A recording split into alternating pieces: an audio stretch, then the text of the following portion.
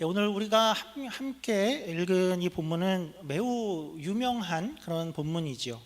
베드로의 아주 멋있는 그런 고백이 나오고, 또 예수님께서는 내가 내 교회를 이 땅에 세우겠어, 어떤 이 땅의 교회의 시작을 선언하는, 그래서 오늘날 우리 이 땅에 어떤 교회들이 설립을 할 때에, 설립 예배를 드릴 때에도 자주 읽혀지는 그런 본문입니다. 근데 이 사건은 오늘 이 장면은 사실 예수님의 공생의 사역을, 공적인 생애, 예수님의 공적인 그 생애를 이렇게 전체적으로 펼쳐놓고 큰 그림으로 이렇게 봤을 때에도 이 사건은 굉장히 독특한 위치를 차지하고 있습니다. 그러니까 이 사건은 예수님 사역에 있어서 어떤 전환기가 된다, 전환점이 된다라고 기억을 하시면 좋을 것 같은데요. 우선 어떤 면에서 그런가 하면 이런 부분 때문에 그렇죠. 우리 21절 제가 한번 다시 읽어보겠습니다. 21절은 이렇게 되어 있죠. 이때로부터 예수 그리스도께서 자기가 예루살렘에 올라가 장로들과 대제사장들과 서기관들에게 많은 고난을 받고 죽임을 당하고 제3일에 살아나야 할 것을 제자들에게 비로소 나타내시니, 그러니까 제자들이나 이 무리들에게 예수님은 오늘 본문 전까지는 내가 이 땅에 온 이유가 십자가를 지기 위해서다, 그리고 다시 살아날 것이다 라는 그런 이야기를 아직은 구체적으로 하지 않으셨다라는 것이죠. 그러니까 이 말은 또 어떤 말이 되냐 하면, 그러니까 제자들이나 많은 무리들이 이제껏 예수님을 열심히 쫓았는데, 그러니까 이들은 예수님이 십자가를 지실 분이야 라든지, 그러니까 그런 모습이 아니라 다른 모습을 기대하고 쫓고 있었다라는 말이 되겠죠. 어떤 무리들은 단지 예수님 참 성품이 좋잖아, 또 말씀도 잘 가르쳐, 그래서 따르기도 했고, 또 나 많이 아픈데 좀 나았으면 좋겠어 해서 따르는 이들도 있었고, 또는 저분은 기적을 행한데 좀 따라다니면서 구경하고 싶어 하고, 그러니까 이러저러한 다양한 목적을 가지고 또 기대를 가지고 많은 이들이 쫓았던 것이었고, 그래도 이것보다는 조금 더 포괄적인, 그러니까 다른 기대를 가지고 예수님을 쫓았던 이들도 있었는데, 그들은 그러니까 예수님이 유대적인 배경에서, 유대인의 유대적인 배경에서, 구약의 배경에서 오실 메시아가 이분이 아닌가 하는 기대로 예수님을 쫓은 이들도 있었습니다. 당시 유대적인 배경에서 오실 메시아로 쫓았다라는 것이 무슨 뜻이었죠? 그러니까 여러 번 이야기를 드렸는데요. 한마디로 말하면 그러니까 왕으로 오실 그런 메시아를 기다리고 있는 그런 생각들이었죠. 그러니까 구약의 다윗 왕과 같은, 그러니까 지금은 우리가 이 로마 제국의 식민지로 우리가 말하자면 빌빌거리고 있지만, 우리는 곧 세계 위에 강한 나라로 우뚝 서는 그런 날이 있을 거야. 하나님이 자신의 백성을 이렇게 그냥 놔둘 소냐, 큰 일을 하실 것이다. 그러니까 구약에서 약속한 어떤 찬란한 하나님의 나라가 이 땅에 이루어질 것이다 라는 생각이었죠. 그래서 로마든 뭐든, 지금은 로마가 강성해 보이지만, 그러나 하나님이 다 물리치고 당신의 백성인 우리를 선대하실 것이다. 그리고 이 일을 행할 약속된 메시아가 오실 것이며, 그는 우리의 왕이 될 것이다 라는 생각이었고, 그 메시아로, 그런 오실 메시아로 예수님을 기대하고 있었던 것이었습니다. 그런데 이제 예수님은 뭐라고 하시냐면, 내가 어떤 메시아로 왔는가 하면, 나는 왕이 되는 것이 아니라 십자가를 지기 위해 왔다. 그러니까 그것을 이제 이 사건부터 이제 처음으로 가르치기 시작했다입니다. 그러니까 큰 어떤 전환점이 되어 보이죠. 또한 이 사건은 이 복음서 안에서 예수님의 어떤 삶의 여정, 또 삶의 이동 경로를 생각할 때에도 이 사건은 굉장히 어떤 큰 정점을 찍는 사건으로 보입니다. 어떤 면에서 그러냐 하면, 공관복음이라는 것이 있죠. 마태, 마가, 누가 복음을 우리가 공관복음서다라고 이야기를 하는데, 그 공관복음서의 기록들을 우리가 살펴보면 예수님은 이 사건 이전에는 그러니까 여기도 가시고 저기도 가시고, 그러니까 이방 땅에도 가시고 갈릴리에도 가시고, 그러니까 데가볼리에 가서 칠병이어도 행하셨고, 두로와 시돈 지역에 가서는 수로보니게 여인도 만나시고, 그러니까 이렇게 다니시는데 이 사건, 이 기록 이후로는 이제 예수님은 십자가를 지시러 예루살렘으로 내려가는 그런 이야기로만 되어져 있습니다. 그러니까 오늘 사건 이후로는 이제 예루살렘을 향해서만 가게 되고, 이제부터의 모든 기록은 십자가를 지기 위해서 거기로 가는 길의 이야기, 그리고 도착해서의 이야기로만 되어 있습니다. 그러니까 오늘 이제 여기 찍고 그리고 예루살렘으로만 간다가 되는 것이죠. 그러니까 이 사건은 우리가 이렇게 표현을 할 수 있을 것 같습니다. 이제 십자가를 향해서 가는 어떤 본격적인 출발을 알리는 사건이었다, 그렇게 표현할 수 있겠죠. 그래서 오늘 사건은 그런 독특한 의미가 있는데, 한번 어떤 일이 있었나 하는 것을 좀 살펴보죠. 먼저는 우리가 이 사건을 조금 더 생생하게 이해하기 위해서 가장 먼저 주목해야 되는 것은 여기가 어딘가 하는 점입니다. 그것이 사실 굉장히 중요한데요, 이 대화가 있었던 이곳이 어디인가 하는 것을 살펴보려는데, 여기는 어딘가 보니 빌립보 가이사랴라고 합니다. 근데 우리가 이 이스라엘 지형을 생각하면서 곰곰이 보면 좀 이상한 부분이 있습니다. 그러니까 왜냐하면 이 사건 전에 예수님과 제자들은 어디 있었냐 하고 보면, 이 예수님과 제자들은 이스라엘로는 북쪽 지역의 갈릴리 바다, 갈릴리 지방에 있었습니다.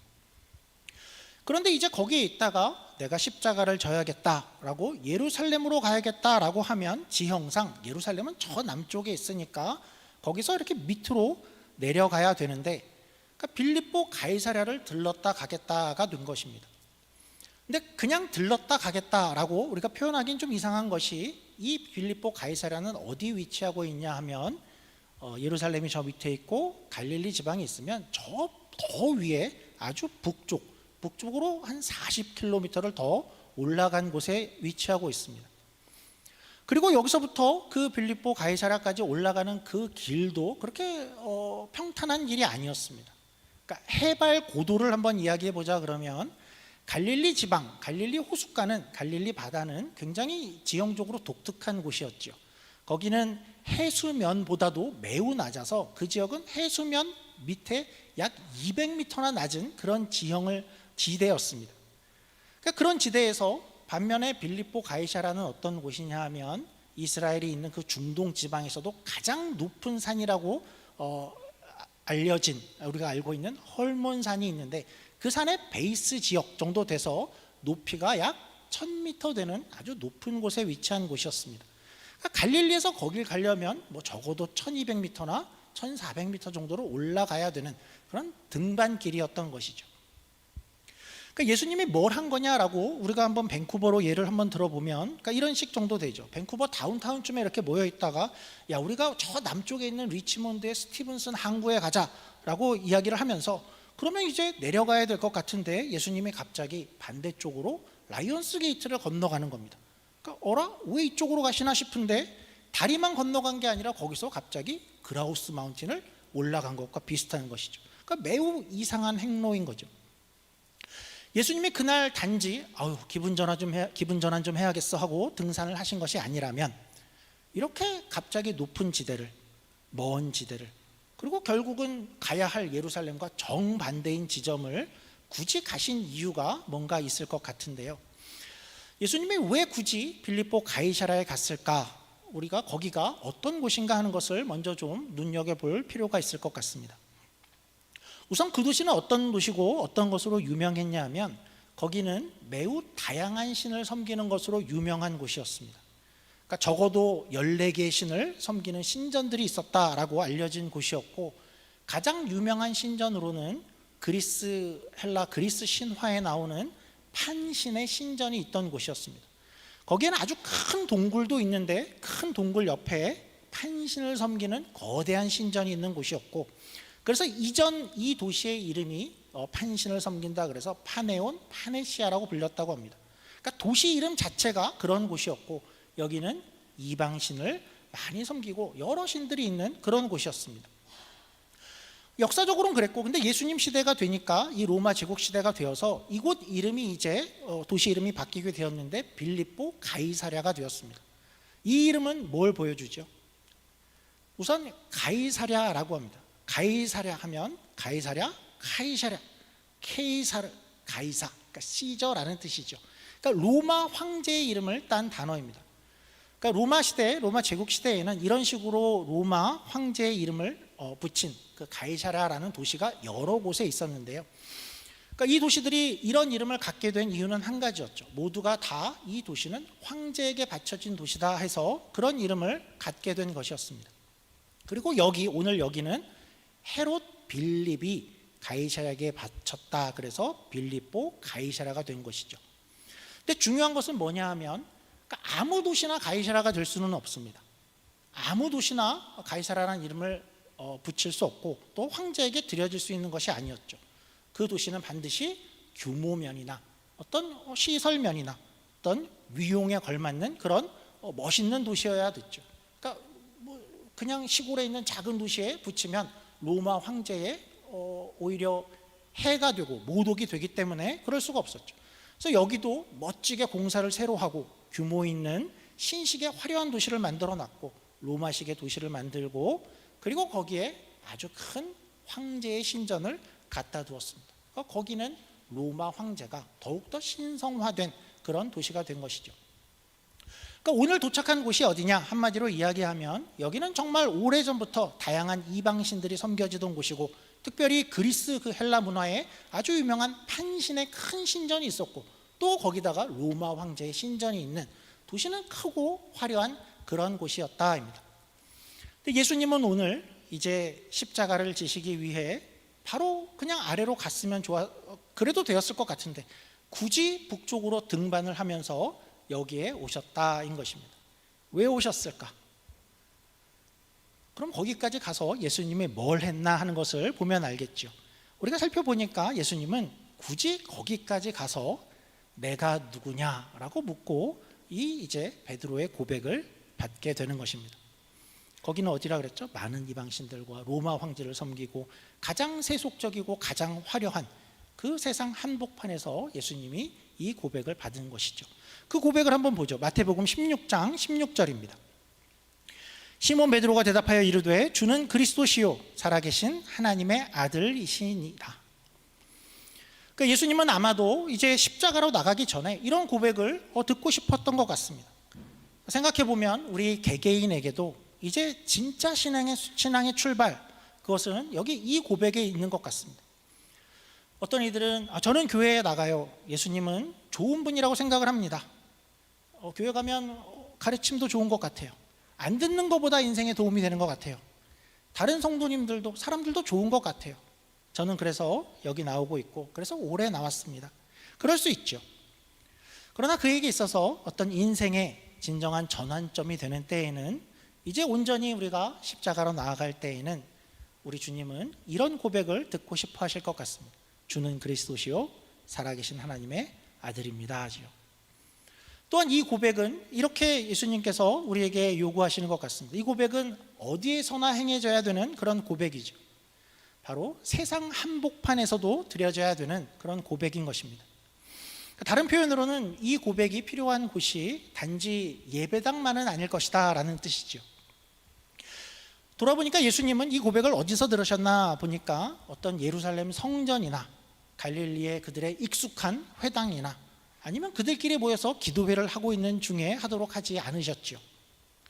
굳이 가장 세속적인 곳, 가장 세상적인 곳, 가장 세상의 권력과 또 화려한 풍요의 그 한복판에서 여기서도 너희는 나를 주로 고백하는가 하고 물으신 것이었습니다.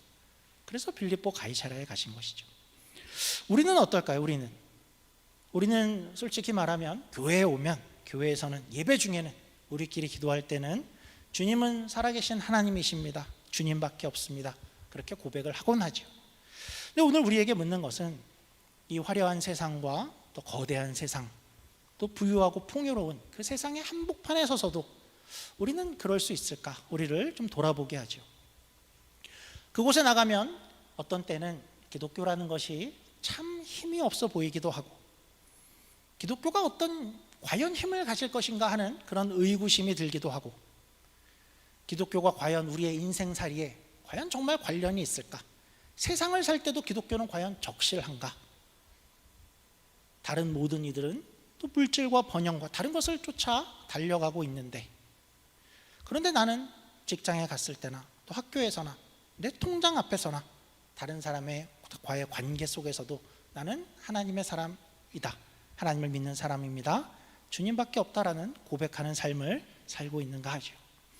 오늘 이 본문은 그러니까 우리로 하여금 이렇게 이 세상 한복판에서 우리에게 다시 한번 묻고 계실 것 같습니다. 바로 이것이 우리의 신앙의 진정한 출발점이고 다시 출발하기 위한 또한 출발점이 되기 때문이죠. 이것은 개개인에게도 그런데요, 이것은 공동체적인 교회로도 그런 것 같습니다. 예수님은 이 장소에서 어디로 나아가냐 하면, 예수님은 이 장소에서 이 고백으로부터, 여기서부터 무려 교회의 출발을 이제 알리시게 되죠. 바로 이 고백이 교회의 가장 근간이 되어야 한다라는 것을 오늘 알리시고 계신 것입니다. 우리 18절 한번 보죠. 18절입니다. 또 내가 네게 이르노니 너는 베드로라. 내가 이 반석 위에 내 교회를 세우리니 음부의 권세가 이기지 못하리라. 내가 이 반석 위에 내 교회를 세우리니 라고 말씀을 하십니다. 예수님이 이 반석 위에 교회를 세운다 하시는데요, 갑자기 이 반석은 뭘까요? 바로 베드로죠. 베드로의 이름의 뜻이 그러니까 돌 또는 반석이라는 뜻이었습니다. 그러면 예수님의 말 뜻은 이런 뜻이었을까요? 이제 내 교회를 베드로 위에 세우겠어, 그럴까요? 그렇지 않겠죠. 교회가 베드로 위에 선다는 아니겠죠. 바로 베드로의 고백 위에, 바로 이 고백 위에 교회가 세워진다라는 것일 것입니다. 주는 그리스도시요 살아계신 하나님의 아들이시다 하는 이 고백이 바로 교회의 출발점이다라는 것이겠죠. 교회는 그러니까 돌아보면 이렇게 정리할 수 있겠죠. 교회는 그렇게 서는 것입니다. 이방신이 만연한 그런 세상 속에서, 그런 세상 한복판 속에서 모든 사람들이 다른 방향을 향해 달려갈 수 있고, 또 로마 제국과 같아 보이는 이 거대한 힘을 가진 그 세상 속에서 오직 이 고백을 들고 그렇게 세워지는 것이, 그런 곳이 교회인 것이죠. 그런 곳에 이제 교회가 세워지는데 예수님은 이어서 이렇게 말씀하시는 것 같습니다. 너희는 두려워 말라라고 말씀하시는 것 같습니다. 내가 교회를 세우리니 음부의 권세가 이기지 못하리라 라고 이어서 말씀을 하시죠. 그런데 오늘 이 구절을 조금 더 살펴보려고 하는데, 이 구절은 조금 더 자세히 볼 필요가 있습니다. 왜냐하면 자주 조금 오해가 될 수 있는 그런 구절이기 때문인데요, 특별히 한국 사람들한테 이 구절은 조금 그림이 잘못 그려질 우려가 많이 있습니다. 물론 이 말씀을 우리가 눈으로 계속 보시면 이 말씀은 결론은 교회가 음부의 권세로부터 교회가 지지 않을 것이다, 이길 것이다, 이런 핵심은 물론 맞는데 어떤 부분에서 약간 오해가 있는지를 좀 생각해 보려고 합니다. 우선 이걸 한번 확인해 보죠. 여기 음부의 권세는 뭘까요? 음부의 권세. 다음 화면 한번 볼까요? 영어로 볼까요? 영어로 보면 이렇게 되어 있습니다. 노란색 부분을 보면 Gates of Hades라고 되어 있습니다. 그러니까 이것은 직역을 하면 하데스의 문, 하데스는 음부인데 음부의 성문, 음부의 문, 이런 뜻이죠. 예수님께서 이 단어를 쓸 때에는 역사적인 사실을 조금 더 이야기를 하자 그러면 이 단어도 이 빌립보 가이사라와 아주 깊은 관련이 있는 단어였습니다. 거기에는 매우 아주 큰 거대한 동굴이 하나 있었다라고 하는데, 어쩌면 제자들이 지금 예수님과 제자들이 그 동굴 앞에서 그 동굴을 보고 있었을지도 모를 것 같은데, 이 동굴이 바로 당대의 사람들에게는 지옥의 문이다, 음부의 문이다 라고 알려진 그런 곳이었습니다. 죽음의 세계로 가는 곳, 죽음과 사망이 있는 그런 곳이다라고 알려지는 그런 곳이었죠. 근데 이제 음부의 성문이라고 이야기를 하는데, 게이트, 성문이라고 나오는데요, 이 성문이 이제 어떤 식의 어감을 갖고 있는가 하는 것은 우리가 생각하는 것과 이제 성경 시대의 사람들이 생각하는 그 의미가 조금 다른데요, 우리는 거기에 문이다 그러면 어떤 생각을 하냐 하면 그냥 문인가 싶죠. 그냥 문이 있나 보다라고 생각을 하기 쉬운데, 고대 시대에는, 성경 시대에는 성문이라고 하면 그 성문이라는 단어가 힘과 또 권위의 상징이었습니다. 우리가 조금 생각해 보면 성경에 가끔 종종 누가 성문에 앉아 있다라는 표현이 가끔씩 등장을 합니다. 롯이 그랬죠. 롯이 성문에 앉아 있는데, 또 보아스도 그랬습니다. 보아스가 성문에 앉아 있을 때 그러면 성문에 앉아서 뭐 하는 거지? 뭐 낮잠을 자나? 아니면 구경을 하려 그러나 싶은데, 우리는 그런데 성문에 앉았다라는 것은 거기서 재판을 하거나 통치를 한다라는 그런 뜻이었습니다. 그러니까 그 도시의 가장 핵심 장소이고 또 힘과 권위를 표하는 장소가 바로 성문이었죠. 그래서 이 원어도, 원래 성경의 원어도, 여기 마태복음의 원어도 성문인데 이것을 한글로 그런 의미에서 권세라고 번역을 한 것입니다. 잘 번역을 한 것이죠. 그런데 한 가지 생각할 만한 것이 있는데, 여기 우리가 표현하기를 성문이 이기지 못하리라 라고 등장을 하죠. 근데 성문은 어떤 전쟁이 나거나 싸움이 일어났을 때 성문은 어떤 역할을 하죠? 성문은 사실 공격용은 아니죠. 성문은 사실 순전히 방어용입니다. 근데 우리는 그러니까 이 구절을 가지고 그러니까 어떤 조금 왜곡된 그림을 잘 그리기 쉽냐 하면, 예수님이 교회가 세워지는데 음부의 권세가 이기지 못하리라를 우리는 주로 종종 어떻게 생각하냐 하면, 어떤 이 영적인 싸움이 일어나는데 그 싸움 속에서 이제 교회가 그렇게 세워졌는데, 교회가 이렇게 세워져 있고 온갖 음부의 권세가 막 공격을 해와도 음부의 권세가 결국 이기지 못하리라. 음부의 권세가 막 공격을 해오는데 교회는 그 자리에서 무너지지 않고 지지 않으리라. 결국 버텨내리라. 교회가 그렇게 수비를 하더라. 그러니까 그런 그림이 종종 상상이 되죠. 사실은 그런 그림이 아니라는 것이죠. 예수님이 말씀하실 때 이 말씀은 어떤 뜻이었냐면, 교회가 세상에 세워지고 나서 겨우겨우 그 권세 속에서 이 자리를 지키고 버텨낼 수 있다라는 뜻이 아니고, 교회가 세워지면 그 교회가 이 세상 곳곳에 펼쳐지고 또 세워질 텐데, 그렇게 세워지는 가운데 어디선가 음부의 권세가, 음부가 강한 성문을 세우고 교회가 못 들어오게, 거기서 복음이 못 들어오게 어디선가 막으려고 해도 이 복음과 하나님의 나라가 못 들어가는 곳이 없다. 그것이 예수님의 말씀이었죠. 그러니까 내가 세우는 이 교회가 어떤 곳이냐 하면, 이 세상에 나타날 교회의 능력은 너무나도 커서 어떤 음부의 성문이 그것을 지키려 하고 방어하려 해도 교회의 진군을, 교회의 세워짐을, 복음의 능력을 막을 것이 없다라는 그런 뜻을 이야기한 거죠.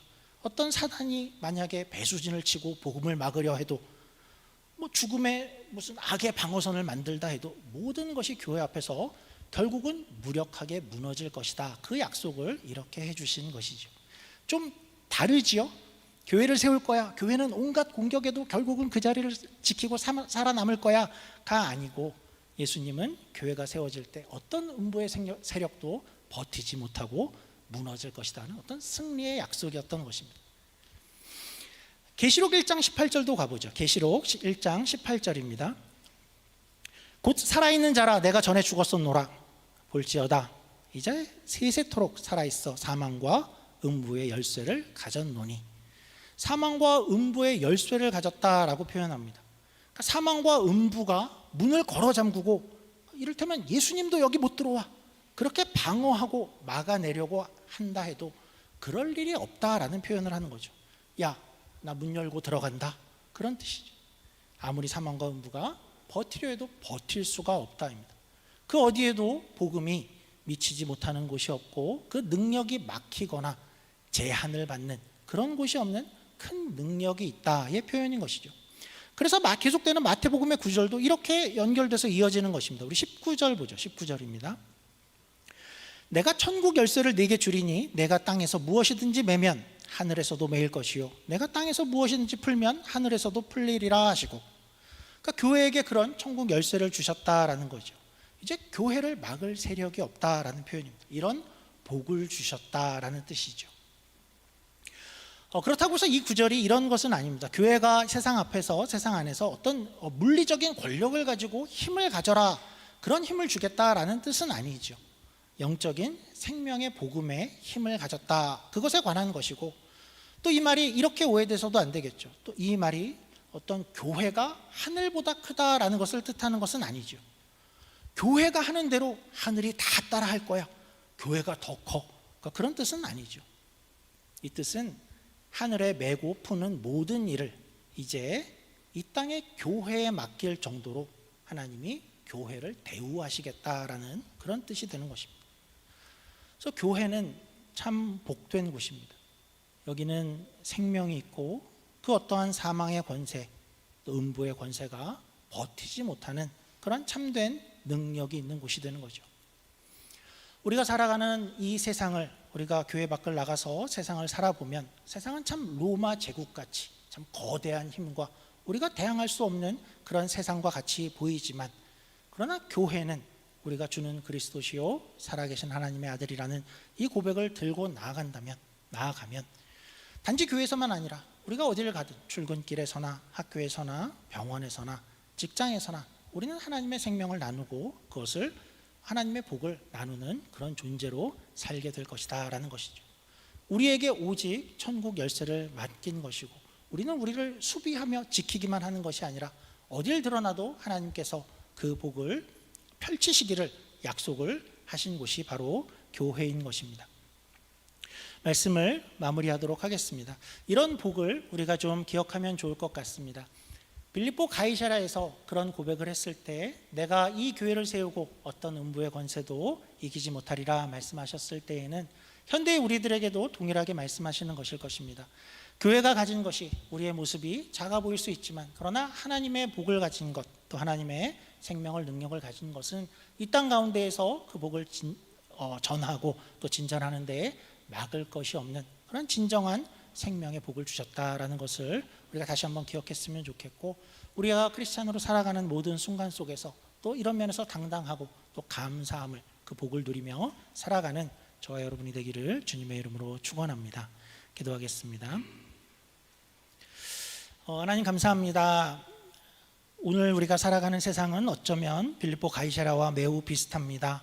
그 화려함과 또 물질주의와 또 번영과 성공과 그런 것이 우리 앞에 로마 황제처럼 군림하고 있는 그런 곳일 수 있고, 때로는 우리가 어둠의 권세를 과연 이겨낼 수 있을까 두려울 때도 많이 있습니다. 그러나 우리가 이 말씀을 기억하기를 원합니다.